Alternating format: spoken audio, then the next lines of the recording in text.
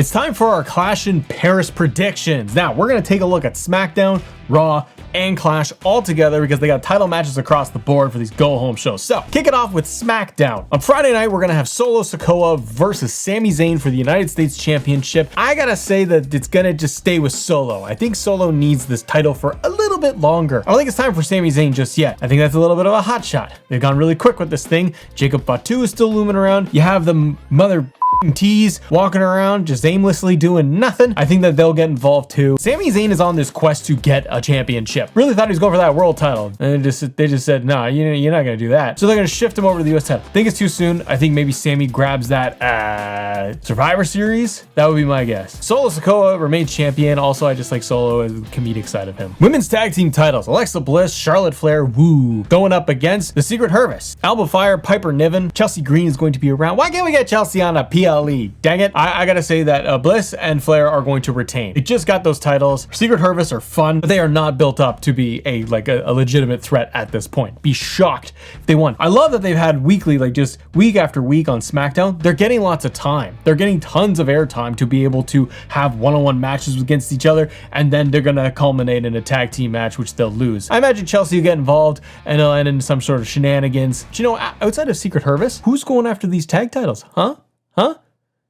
It could be fun. I don't know, but it'd be fun anyways. Bliss and Charlotte retain. And for a shot at the WWE tag team titles, you got the Street Profits going up against Melo Don't Miz. They're finally getting Carmelo Hayes on TV, everybody. It's a nice thing to see. We've been waiting for a while for this thing. I think that they're gonna go with Melo Miz. I think you need that odd couple. You know, they were on a roll months ago and then they just stopped doing all things. Now they're back on TV. Feels like they want to do more things now that the tag team division is just a cluster. Like, I like the tag division, but my goodness, there's a lot of teams in there. I think they want to roll with Melo and Miz. Wyatt still got those tag titles? It ain't. Feels like a temporary thing with the Wyatts, if you ask me. I think you go with the odd couple when you get Melo and Miz. I think they move on and then you get a shot against the Wyatts. Maybe they pick them up later. Maybe on a future SmackDown, they don't mind hot potato in that title, and I like a good hot potato match. Melo Miz, they win and they don't miss with Miz. Also, sidebar, did you hear the reactions Miz was getting when they were in like Dublin? That was insane. I've never heard such a thing. Then the Raw after Clash, they're going to give us Dom Mysterio versus AJ Styles for the Intercontinental Championship. I'm glad that we're going to get this match. Enjoyed this feud. I've enjoyed AJ just messing with Dom, even in AAA. That was awesome. I'm of two minds with this feud, to be honest, because I could see this match going in the favor of Mr. AJ Styles because Finn Balor, me, he gets involved and he costs Dom Mysterio, Dom his belt. I could see that to start maybe the process of Judgment Day crumbling for the fifth time at this point. They really built up the tension on this past Monday Raw between Dom and Finn. Finn and AJ having a match. I'm wanting to just end this thing with AJ. So they're finally doing it. I love Dom, by the way. He called Adam Pearce Professor Xavier. I popped. So you know what? Just for that, Dom retains, but there's gonna be some Judgment Day involvement. I don't think AJ gets the belt. I'd like to see it, but I'll stick with Dom holding on to the IC title. Okay, Clash in Paris, everybody. And by the way, if you're new here, my name is Matt. Good to have you. Good to see you. Let's get into it. Subscribe to the channel if you guys can help us out and help us grow to 50K. That'd be cool. Donnybrook match. It's Extreme Rules, basically, no holds barred. Sheamus versus Rusev. I'm all into this. I love when WWE does these matches or these feuds where it's just week after week, guys just smashing each other, just busting each other left and right. I want to see blood. I want to see just hamburger chest, meat chest. I want to see these guys go all over the place, and I think they'll do that. I'm going to say that Rusev wins. Rusev came back to WWE, and this is his first feud. First proper rivalry against Sheamus, which is a good thing. I think it's a good spot for Rusev, but let's move Rusev up a little bit. Sure, it's overseas and Sheamus will be the fan favorite over there, but you know what? I think Rusev needs it. He can't have a bunch of faces winning all night long. So yeah, for Rusev to maybe go up the card, maybe get involved in the Intercontinental title scene, he beats Sheamus. Sheamus can recover then next week. So Rusev Day wins today. Roman Reigns versus Bronson Reed. The Ula Fala Man versus the Shula Fala Man. The Tribal Chief versus the Tribal Thief. I love seeing this on Raw. That segment on Raw with Bronson Reed and Roman Reigns, while good, so very long. I like to stay positive. Just a critique. Segment was like 28 minutes long and it could have been 4. That crowd loved Roman Reigns. I can't deny it. You see your Tribal Chief. I've seen Tribal Chief live myself. When you see Roman Reigns going in, you just put your ones up for like an hour and a half until he starts rambling, and then there you go. This one is interesting because it's Roman Reigns, and I don't bet against Tribal Chief very often. But I'm thinking hard, which is dangerous sometimes. But I am thinking that I'm kind of leaning towards Bronson Reed picking up a victory over Roman Reigns. Roman got his comeuppance on Bronson Reed backstage on Raw, so he really doesn't even need to win. Roman could just go on a losing streak right now. I think it does so much more for Bronson Reed to pick up a victory. Like, what do you think? Doesn't he need it? Doesn't Bronson Reed need this? He's the Shula Fala. Like, he should beat Roman and take another pair of shoes. Then you got 3. Or you go with Matt's original idea, and it's shoes on a pole match. It's a Vince Russo match, and I'm here for it today. Bro, I guess I'm gonna say Roman Reigns wins. It's Roman Reigns. But Roman may get the victory. But Braun Breaker's roaming around out there, and he could have a thing or two to go with Roman Reigns. And I think that this is going to culminate at some point at Survivor Series and like a War Games involving Roman Reigns and the Visions showing up. Braun Brothers barking and tsunamis everywhere and shoes being tossed around left and right. Roman wins in Paris, but it's to set up the bigger match down the road. Braun Breaker could get involved, Paul Heyman distraction.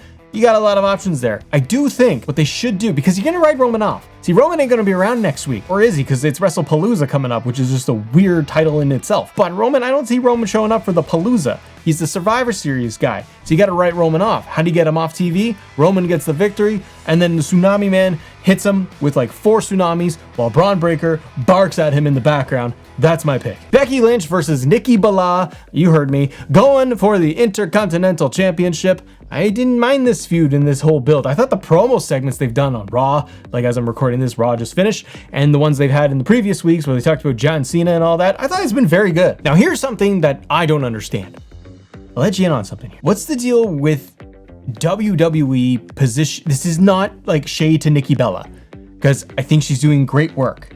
And I don't understand the positioning that she is this like iconic legend from the past. Like she's saying that on the microphone to Becky, that like, without me, you'd have nothing. Nikki Bella was never known for her in-ring capabilities. Like it was never a thing. She did the shirt strip, she'd throw her hat, her sister would yell Brie mode, and it's tagged a lot. Like I've lived through the Bella era too. And I think maybe it's a situation that the whole division was like kind of mid, but I don't recall her being like this legendary in-ring worker of sorts. So I don't know. That's my take. I find it puzzling a little bit. But anyways, I think that we're supposed to get Liv versus Nikki. That was supposed to be the match. That all got pushed out.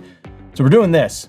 I don't see Becky losing. What I can see happen, I'm toying with the idea that Bayley's getting involved, because Bayley's being all crazy now, where she's got voices in her head. She's a female Randy Orton at this point. She's got blow-ups in her brain. That sounds weird, but she does. So I wonder, does Bayley get involved in all this? A lot of schmozzy finishes, but it's the Triple H era, and they love to have a lot of DQ finishes, don't they? I'm going to say regardless, Becky retains the IC title. She doesn't need to lose it to Nikki Bella. Nikki doesn't really, I don't think she's going to stick around, and I don't think she benefits from it. Cool story, but she exits stage left. Becky retains. Then you can even circle back to the whole Lyra-Bayley feud with Bayley specifically and what's going on with her in the vignettes. I think they've been great, and I think that could build up something where it's Lyra and Bayley having to go against each other. Maybe they could bring in Becky again and they could just keep doing this, but now you've got like a bad guy crazy person in Bayley, so the dynamics all shift around now, where you have Bayley crazy person and Becky's a heel and Lyra's a good guy. Maybe that'll work. Becky retains. That's my pick. Let's go with the Fatal 4-Way for the World Heavyweight Championship.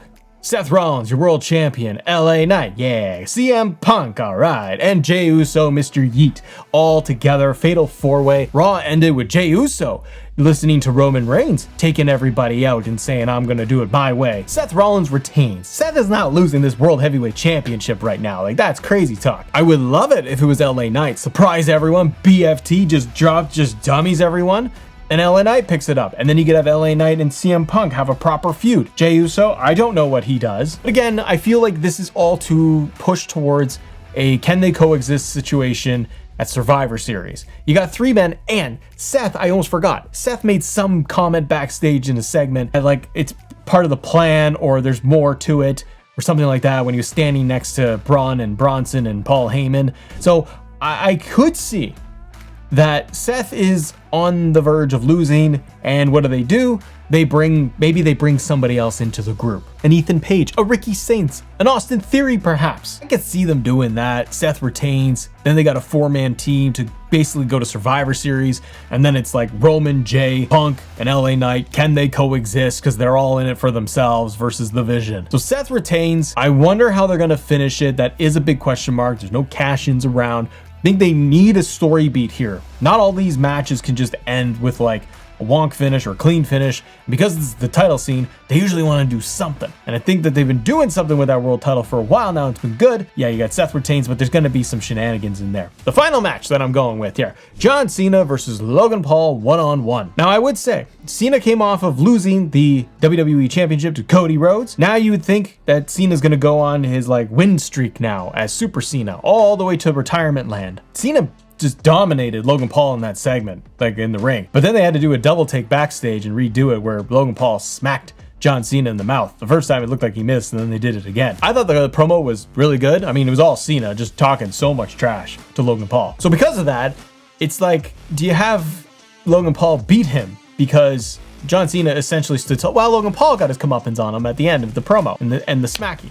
Twice with the smacking. I think you have options here. You could have John Cena win and beat Logan Paul clean. John Cena getting that momentum back because he's going to have a future match, I assume, at WrestlePalooza. Still a weird name, but he's going to go up against Brock Lesnar at Palooza, which is my guess. So how do you build hype for that? Because it's ESPN and they want to make it a big deal. I think you have Brock show up in the Cena Logan Paul match. He could do it like he did at SummerSlam. Match was over. Brock's music hit. That was it. I think you could just do that again. You could have the match going on, and then towards the very end, Brock enters, he slides in, F5 to Cena, Logan Paul slides in, gets the win over John Cena, furthering the match set up for WrestlePalooza between Brock and Cena. Or I think Cena could just beat Logan Paul clean, and then Brock comes out. I still think they'll have Brock come out there. He does the shimmy and the shuffle and an F5 and it's over. Because you're not going to get Brock on TV every week. So you got to build this thing somehow. I'm a little torn. What would you say? Please comment below. Like Paul or Cena. If you go by my math, I'm looking at the card and I'm like, that's a lot of heels going over. I think I picked almost everybody minus Roman. So I'm going to say John Cena wins. He beats Logan Paul,